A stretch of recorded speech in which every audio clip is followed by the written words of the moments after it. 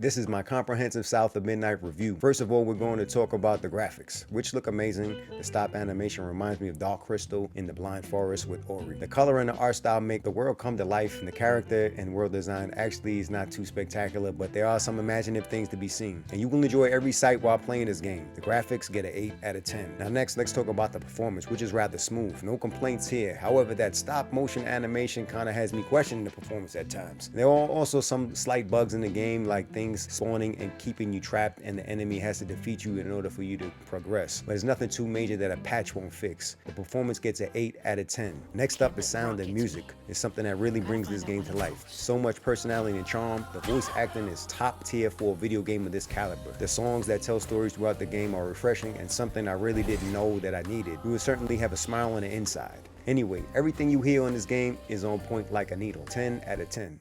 The gameplay is the weakest aspect of this game, and I'm not saying that to make anyone feel bad. It just really is light. And look at the skill tree. If that looks like a light skill tree if you ask me. However, I do understand that this game is not really based on the gameplay and the combat, but progressing the story. There are other things in this game such as puzzles and platforming and the chase missions that we all have done 1,000 times. But to me, it's just weak. I'm gonna have to give it a 6.5 out of 10. How about the story? It's well executed in this one, and everything is not as it always appears to be, and that's why you have to play this one. All I really want to say without spoiling anything for anyone is that it has some sad moments that will pull at your heartstrings, and there are messages in this one for everyone. You have to make it to the end to understand. But the story is carried out with holographic cutscenes, still pics, narration from a big catfish, and a musical score. Amazing direction, bravo, 10 out of 10. And lastly is the fun factor. I had fun playing this game from start to finish.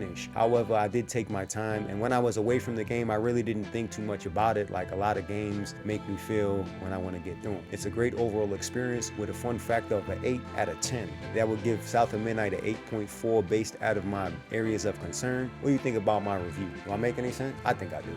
Good game, great time. Play it. It's free on Game Pass. Oh wait, it's 5 cents on Game Pass. Have yourself a good time.